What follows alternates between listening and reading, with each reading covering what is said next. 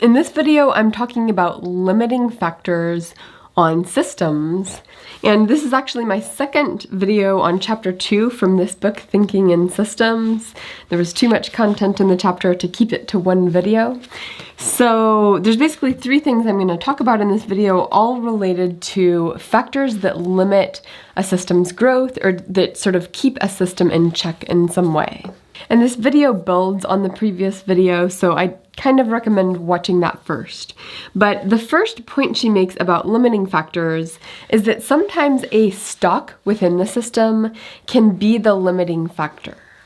So if you have a 2-stock system that is population and food, where both of those are stocks that change over time, there's going to be a response between those where food is the limiting factor. Food limits growth, and if population growth ends up collapsing or slowing down, it is likely going to be because of the stock of food within that system.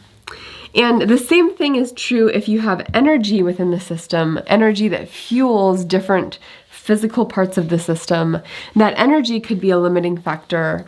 The same thing goes with money, that money within the system, the stock of money, may enhance growth or stop growth. So if we're talking about a household and the household's resources, of course, the money stock within that household is going to be a limiting factor. Now, why do limits matter for systems? And of course, we're trying to figure out, are systems going to grow or change or evolve? And the limiting factors are going to be sort of key points determining how a system grows, which parts of a system grow.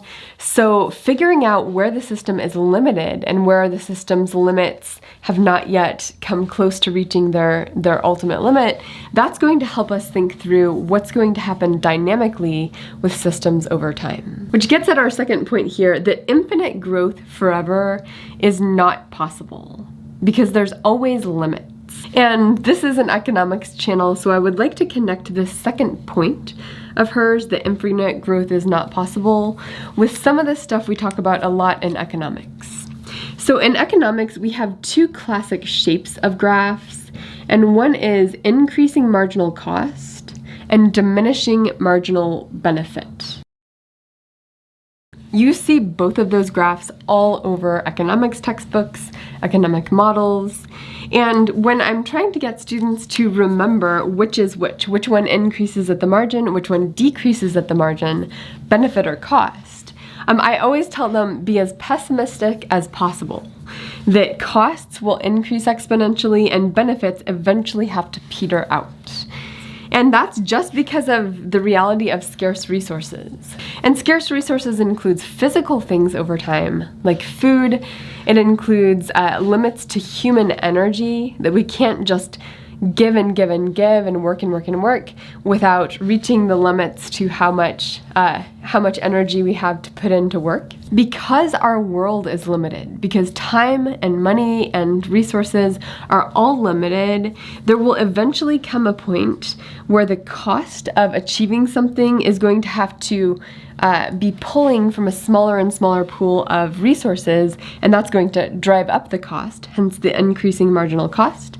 And with benefit, as much as we put into something, eventually that benefit that we're getting out of it is going to diminish at the margin because there are simply limits to what is possible. Now, the third thing that she points out in this chapter is that there's a difference between the limits of systems with renewable versus non-renewable resources. Where renewable resources might be like fish in a pond, where even though you take fish out of the pond, those fish that are left can have babies and produce more fish.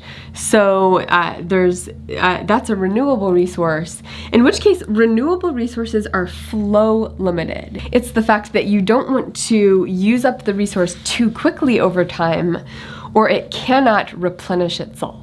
Whereas non-renewable resources are resources like ore that you're taking out of the ground and there's no way to replenish it, so you're just using up more and more of the stock that's the only stock available. And she points out that non-renewable resources are limited by the stock available, renewable resources are limited by how quickly you use them up. So I just thought all of that was really interesting and helpful for both economists and engineers, and really any field that studies systems or complex systems should be thinking about what are the limiting factors in those systems and how does that work.